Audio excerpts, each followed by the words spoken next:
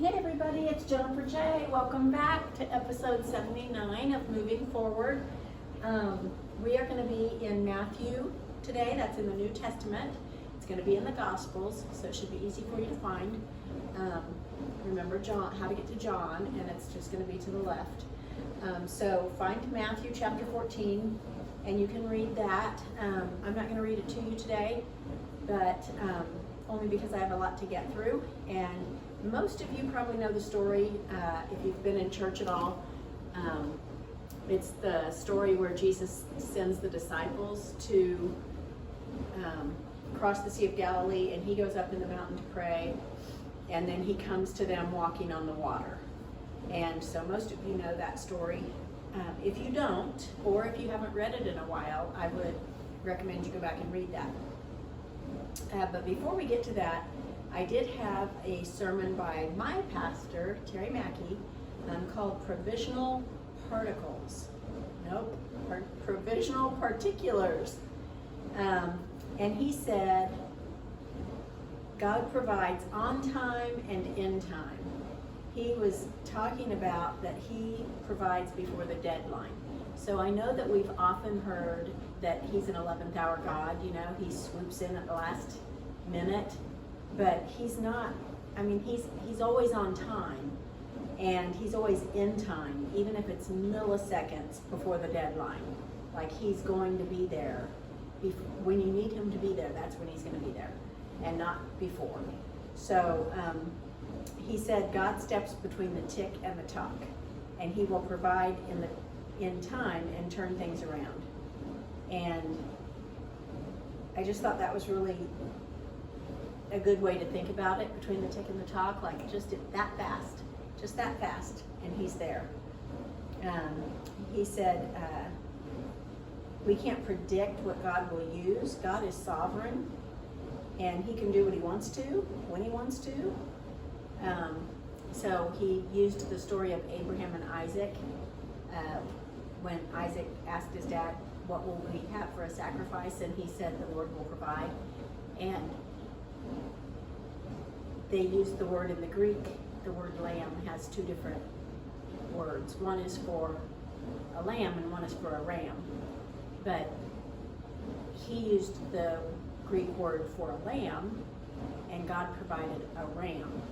So it gets confusing, but we can't try to guess how God's going to provide for us. It might not look like what we think it's going to look like. And so that's just something I thought was good to think about. And then I did a TD Jakes sermon. I know that surprises you. In the lake alone. And this one was so good. And that's the one that's on Matthew 14. And he said, he called it Between Miracles, which kind of goes back to Dr. Mackey's Between the Tick and the Tock.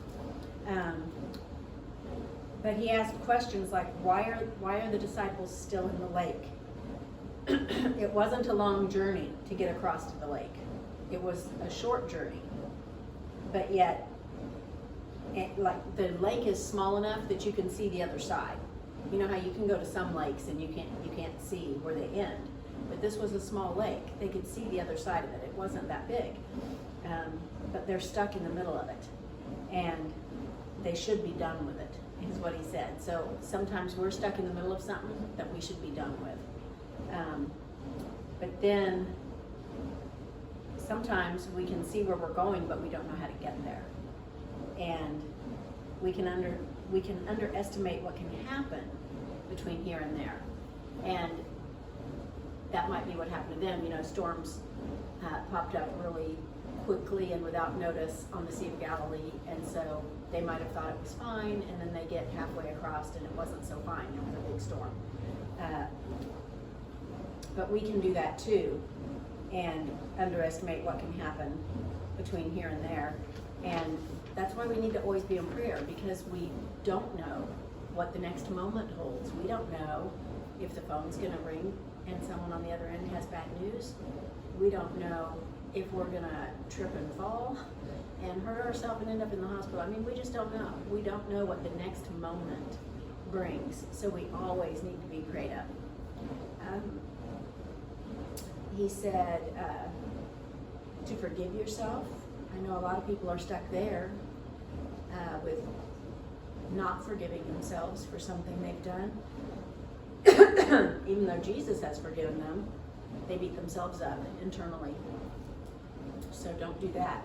But he said, are you stuck? God judges by impact. Don't be disturbed by the knowledge that you got yourself into something that you can't get out of. That's past. You got yourself there.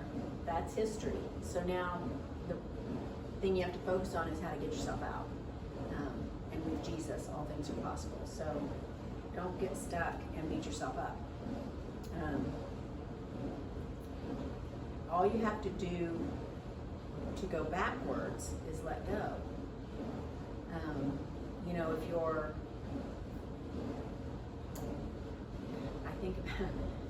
I'm trying to think of a good example, but I'm thinking of like holding on to the back of a boat. If you're a water skier or whatever, if you're holding on, if you let go, the boat keeps going, but you hang back.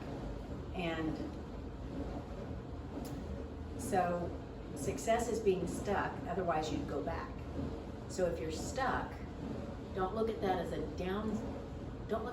negative thing, because you haven't let go, you haven't gone backwards. You're still holding on, you might still be stuck, but you're hanging in there. And so don't beat yourself up. If you refuse to go back where you came from. And that's how I was feeling. This is the end of July when I was writing this, and I was feeling stuck. I was feeling unsure why I was here and what was happening, and money was so tight. But I'm still here, and I'm not going to let go, and I'm not going to run home. I know God has me here. So here I am. So you tell your pain, here comes Jesus. And I love that. Just tell your pain, here comes Jesus. And you can say, into your hands I commit my feelings and my fear. When Jesus hung on the cross, he said to the Father, into your hands I commit my spirit. But he said to say, into your hands I commit my feelings. Into your hands I commit my fear. Into your hands I commit whatever it is. And break the chain. You could have an unexpected encounter coming. He's going to reach you right where you are. When I can't reach where God told me to go, and I can't do what God told me to do, he's coming for me. When I don't have any more strength to go forward, he's coming for me. He's not going to leave me here. He's going to reach out, and he's got me. So the challenge is to recognize him when he comes. Because remember, he doesn't always come in the way you expect, like with the lamb and the ram. He looks different in times of trouble than he does when you're not in trouble. So remember when they were in the boat and they were scared with the storm, and Jesus came walking to them on the water, he looked like a ghost. He looked different on the water than he did on the land. And they didn't recognize him. They were scared. They thought he was a ghost. But we don't recognize him sometimes because he answers in a way that will challenge your theology. So that I'm trying to formulate the words to how to express to you guys how much that struck me, because him telling me to move across the country when I feel like I'm supposed to be a devoted mother and grandmother and my children are here. Most of my kids are adults, and well, Destiny is too, but a year ago she was just 18, and she has high-functioning autism, and she needs me. She relies heavily on me for a lot of different things, and she's a very independent woman, and she's doing great, but there are a lot of things that I didn't feel like I could just leave her. And and the grandkids and the influence I could have on them and the time I could spend with them and the memories I could make with them. And, you know, I didn't have a grandmother growing up, and so on either side, I didn't have one at all. And so I really wanted to be that for my grandkids. And so when he said he answers in a way that will challenge your theology, I thought, I thought he wanted me to be a wife and mother and grandmother and all these things. And maybe he does, but not in Kansas. And so God will use somebody you didn't think he would use. So that was true. And he did use somebody I didn't think he would use. Would have never in my wildest dreams imagined that would be who he would use. But he will use something. And he says, you better recognize, because your next encounter will not look Christian, will not look like what you had in mind, but he's coming to get you unstuck. So it might not even be someone who's saved. He can use anybody, and he'll send somebody you don't expect. So you have permission to step out of your fear. So get ready and step out of the familiar. Do what you've never done before. Just do it. And he said traditional methods will not work. You've got to step out of the boat and meet God in a territory you've never been in before. And you guys, this was just one of those, blow my mind moments, because obviously I'm in a territory I've never been in before, in Arizona. I'm in a completely different culture at church. I'm,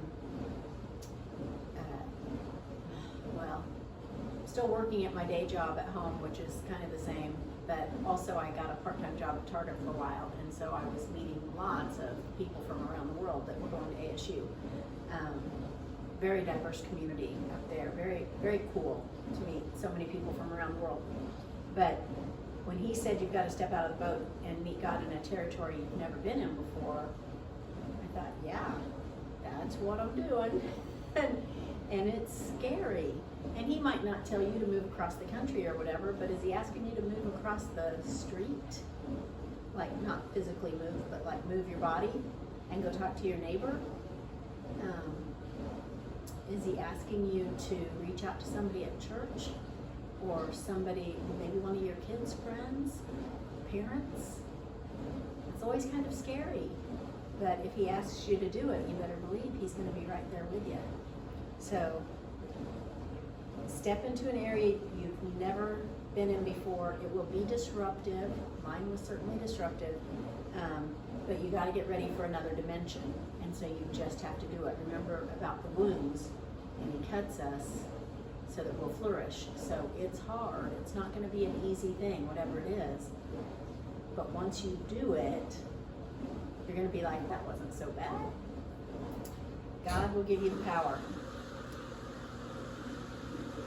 Innovation, creativity, and he said in this sermon, this word is confirmation for what God's told you to do, so step out and do it. And you guys know I'm always listening for what God's telling me to do in this whole thing, so that was really comforting to me to hear him say that night that this word is confirmation. Like, I'm telling you, do it. The devil is a liar. Excuse me, your greatest enemy is distraction. And boy, has he tried to get me distracted.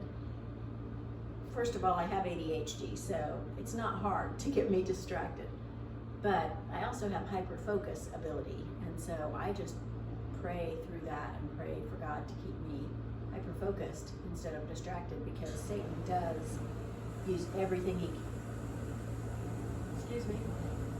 can to go, there's a shiny bubble, come this way. But the closer you get to the next dimension, the harder it is to focus. And Peter walked as he focused. So when Peter got out of the boat and walked on the water, he was looking at Jesus, right? He was focused, laser focused, and I'm walking on water. And what happened? The minute he quit focusing and realized that he was walking on water, he began to sink because he got unfocused. So don't let anybody break your focus. And the problem isn't strong enough to stop you from the prophecy if you keep focusing on it. You got to keep moving forward. And you guys know how I felt when he said that. Keep moving forward. And I went, yes. Your focus is under attack. And that helped me just to realize that and to remember that I'm not just distracted because of ADHD. Like, Satan is attacking me. And I had to look at it that way and remember it's a spiritual battle. And me not being able to focus means my focus is under attack. And that is Satan. And so I had to completely rethink about my, attention deficit disorder. I had to think, that's not just what that is. Like, he is trying to get in my head. He's trying to help me make excuses for being distracted. But Peter broke all the rules with his focus. He walked on water.